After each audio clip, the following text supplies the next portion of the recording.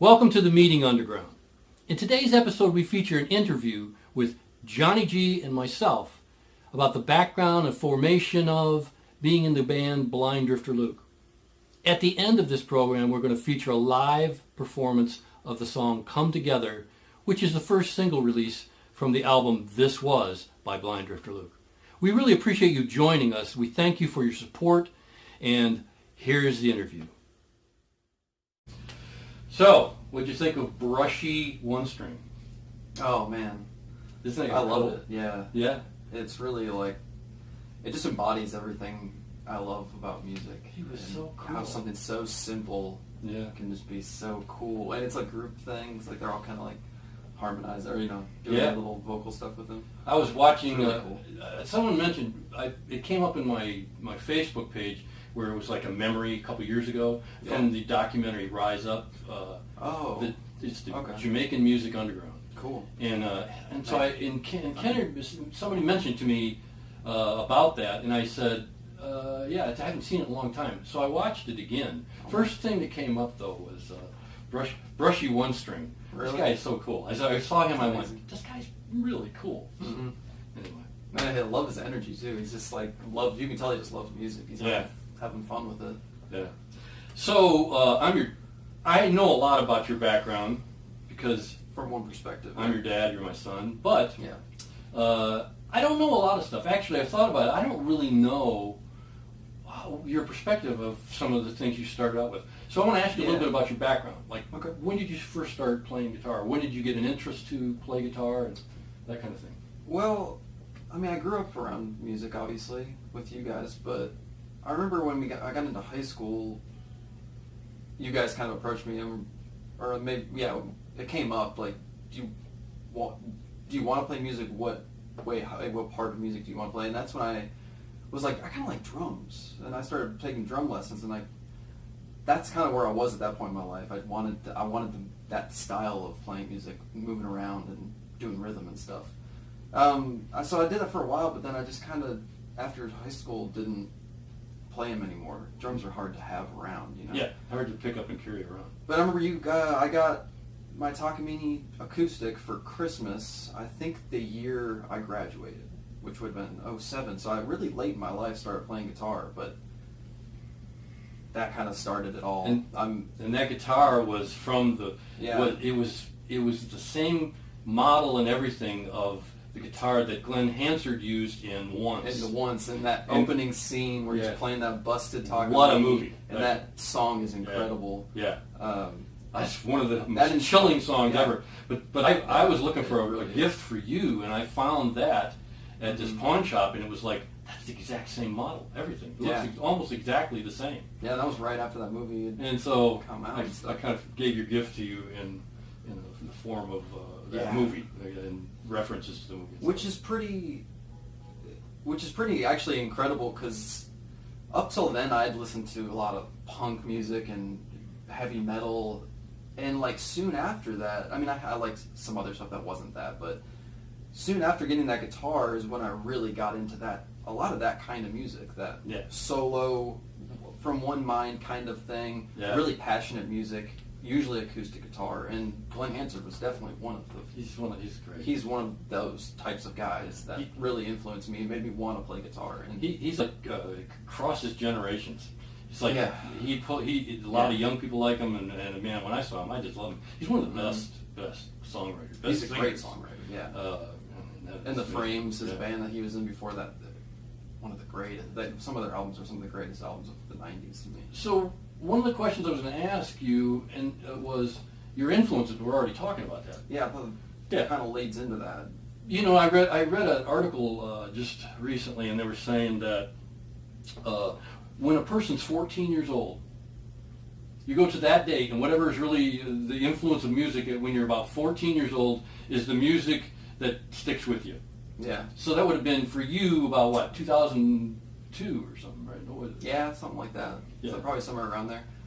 You would have been. I think there's stuff I was listening to at that point, because I was all influenced from what you guys listened to growing up listening to, and also all the influence of Ryan and Jason, my brothers, all their music throughout the '90s. I was,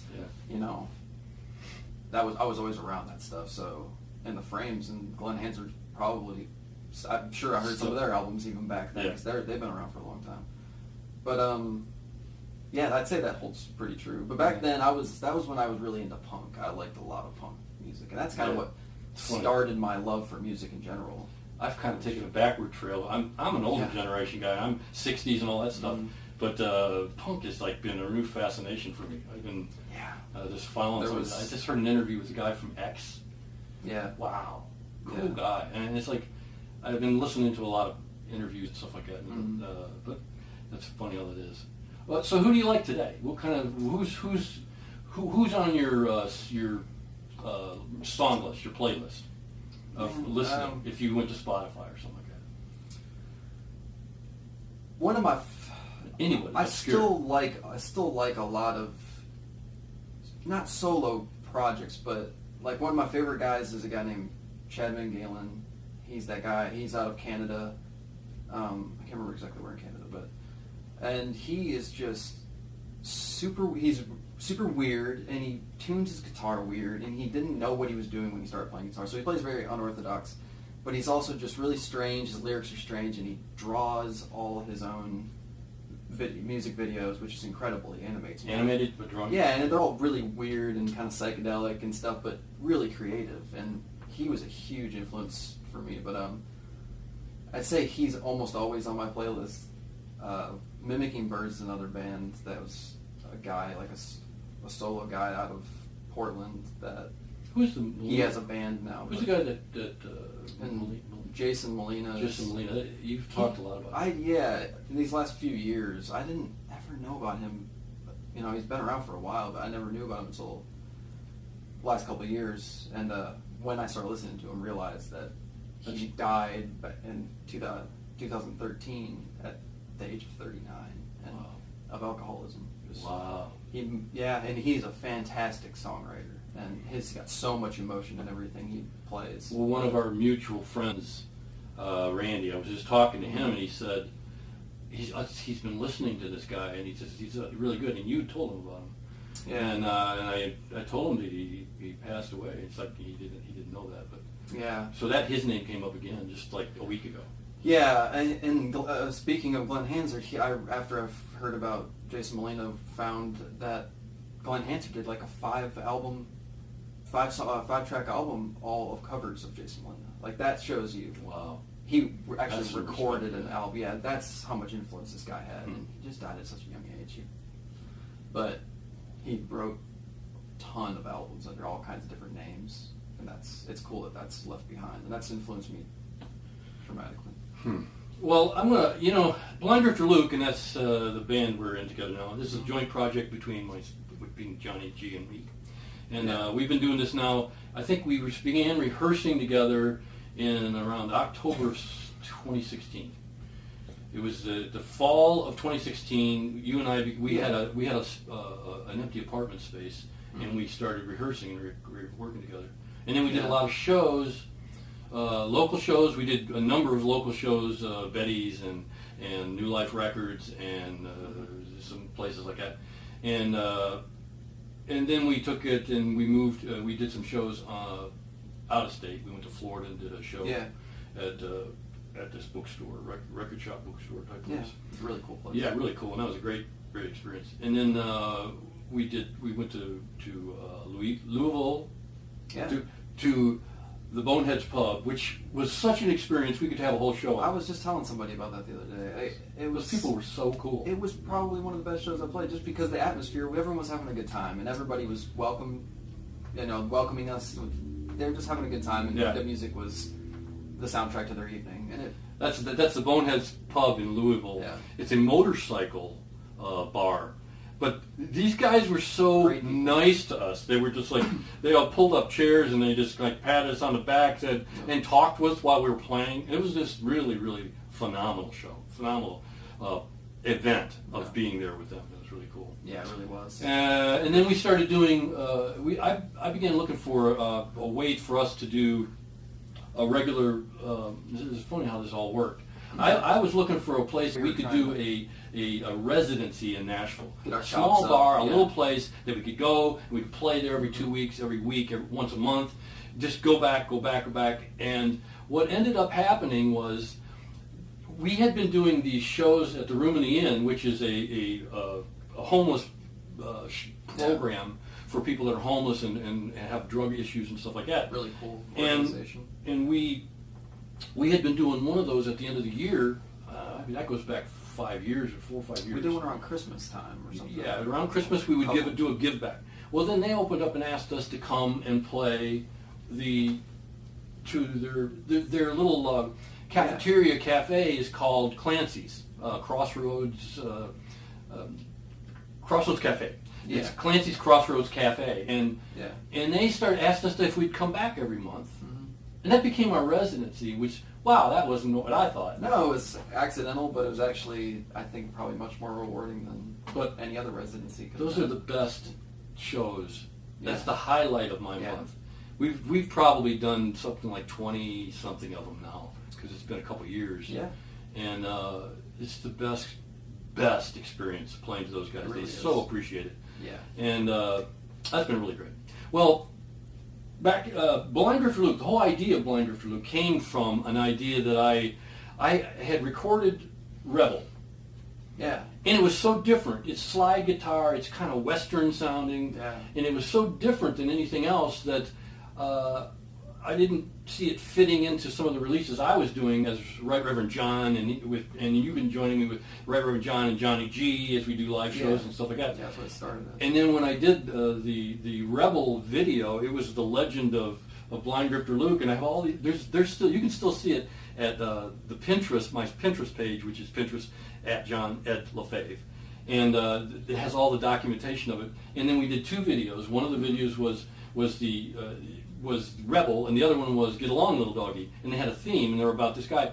And so that was like an offshoot of what we were doing normally together. Yeah, it kind of started to take on a life of its own. And then like this other personality, this other side of things. Yes, and it became too difficult to explain that we're Johnny G, all the name thing, the moniker, so Johnny and I decided we were going to take on the mantle of being Blind Drifter Luke. So we're Blind Drifter Luke as a band. And this is a project. Johnny has other things he's working on. Yeah. I have other things I'm working on.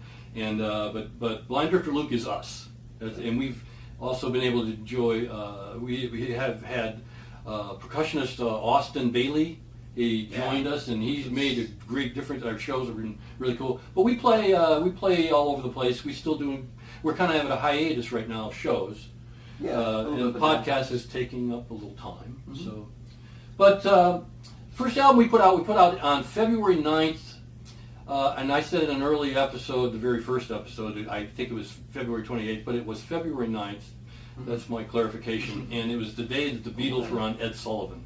So we released This Was by Blind Drifter Luke on February 9th.